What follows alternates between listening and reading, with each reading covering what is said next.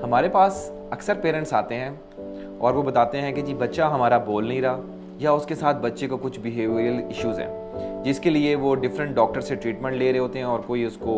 Autism diagnose कर रहा होता है और कोई उसको ADHD डायग्नोस कर रहा होता है और कोई उसको सिंपल स्पीच डिले डायग्नोस कर रहा होता है। तो आज इस वीडियो में हम डिस्कस करेंगे कि इन तीनों में फ़र्क क्या है और इसका डायग्नोसिस और इसको कैसे ट्रीट किया जाता है। अस्सलाम वालेकुम जी, मेरा नाम डॉक्टर नुमान है और मैं चिल्ड्रन हॉस्पिटल लाहौर में as developmental and behavioural paediatrician काम करता हूँ। आज जिस टॉपिक में हमने बात करनी है वो है ऑटिज़म स्पेक्ट्रम डिसऑर्डर।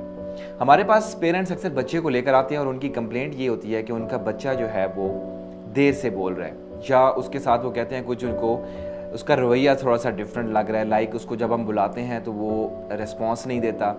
या वो आई टू आई कांटेक्ट नहीं करता या वो एक कोई पर्टिकुलर काम जो है वो बार बार कर रहा होता है। तो ये कुछ ऐसी निशानियां हैं जो कि ऑटिज़म की तरफ इंडिकेट करती हैं।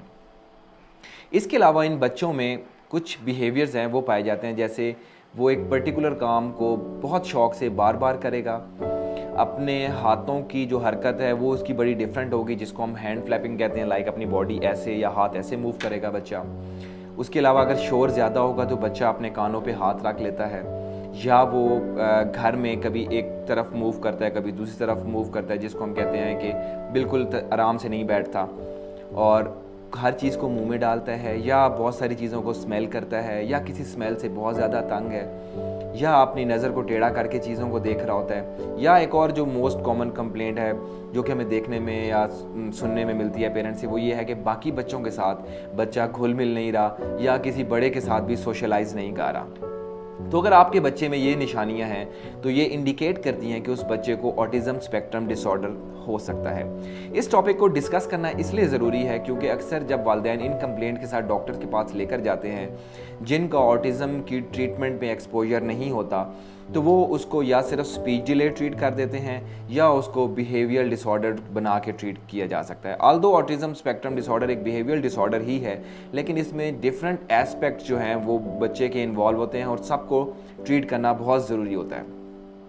इसमें सबसे इंपॉर्टेंट चीज़ ये है कि बच्चे का डायग्नोसिस जो है वो अर्ली एज पे करना बहुत ज़रूरी है, क्योंकि अर्ली एज के साथ डायग्नोसिस बनाने से जब आप ट्रीटमेंट जल्दी स्टार्ट करेंगे तो उसका आउटकम बहुत ही ज़्यादा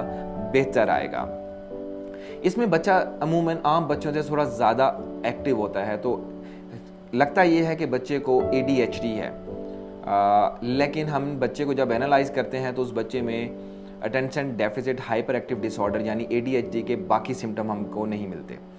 उसके अलावा जो स्पीच डिले है वो इन बच्चों में होती है, इसलिए अक्सर जो थेरेपिस्ट हैं या डॉक्टर समझते हैं कि इस बच्चे में सिर्फ स्पीच डिले का इशू है और हमने सिर्फ स्पीच डिले को ट्रीट करना है। हालांकि ऐसा करने से बच्चे की जो बाकी प्रॉब्लम्स हैं उसको कवर नहीं किया जाता, जिसकी वजह से जो इसके बिहेवियर इश्यूज़ हैं वो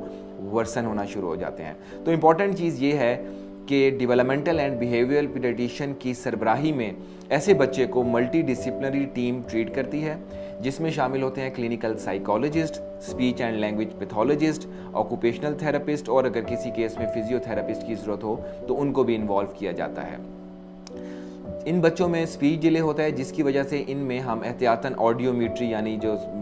सुनने का जो टेस्ट है वो हम लाजमी करवा लेते हैं, और अगर कोई बिहेवियर इश्यूज़ जो कि अमूमन इन बच्चों में मिलते हैं तो हम उनका बिहेवियर रेटिंग स्केल करवा लेते हैं। ट्रीटमेंट और थेरेपी के साथ इन बच्चों में बहुत ही ज़्यादा बेहतरी आती है। अक्सर फिर लोगों का सवाल होता है कि कितने अरसे में हमारा बच्चा ठीक होगा, तो इसमें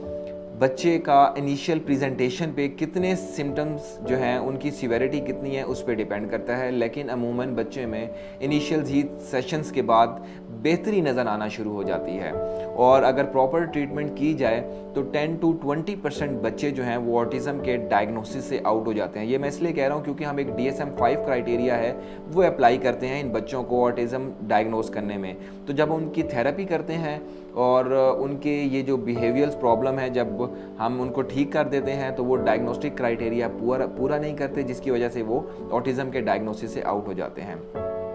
फिर पेरेंट्स का अक्सर हमें ये कहते हैं कि जी हमने बड़ी गलती की, हमने बच्चे को मोबाइल और स्क्रीन मीडिया बहुत ज़्यादा दिया जिसकी वजह से हमारे बच्चों को ये ऑटिज़म का प्रॉब्लम हुआ। तो यहाँ पे ये चीज़ मैं क्लियर करता जाऊँ कि ये जो स्क्रीन मीडिया है ये ऑटिज़म की कॉज नहीं है, ये ऑटिज़म करवाता नहीं है। हाँ, ये ज़रूर है कि ह्यूमन इंटरेक्शन कम होने की वजह से ऑटिज़म के जो सिम्टम्स हैं उनकी सीवियरिटी बहुत ज़्यादा हो जाती है। तो हम एडवाइस ये करते हैं कि इन बच्चों का जो स्क्रीन मीडिया है, और इंटरनेशनल रिकमेंडेशंस भी कुछ ऐसी हैं कि जिसमें रिकमेंड किया जाता है कि बच्चे का इनिशियली स्क्रीन मीडिया आप बिल्कुल ज़ीरो कर दें, यानी स्क्रीन कहीं पर भी, चाहे घर पे है, चाहे मोबाइल यूज़ कर रहा है या गाड़ी में कोई स्क्रीन लगी हुई है, वो बच्चे को ना देखने दें। फिर अक्सर डिफरेंट थेरेपीज़ हैं, जैसे म्यूज़िक थेरेपी और डिफरेंट टेक्निक्स जो कि मार्केट में है। कोई कपिंग की बात कर रहा होता है, और कुछ मेडिसिन्स की बात की जाती हैं जिसमें multivitamin, calcium, vitamin D, vitamin C या कुछ पर्टिकुलर डाइट की बात की जाती है। तो उसके मुतालिक भी मैं आपको क्लियर करता जाऊं कि अभी तक इस पे स्टडीज़ जारी हैं और कोई प्रूवन स्टडी अभी तक नहीं आई जो कि ये चीज़ बताती हो कि ये बच्चे इन पर्टिकुलर थेरेपी से बेहतर हो सकते हैं। हाँ, अप्लाइड बिहेवियर एनालिसिस, स्पीच का प्रॉब्लम है तो स्पीच थेरेपी, सेंसरी इश्यूज़ हैं तो OT assessment and OT therapy, ये इन बच्चों के इन सिम्टम्स को बहुत हद तक बेहतर कर सकती है।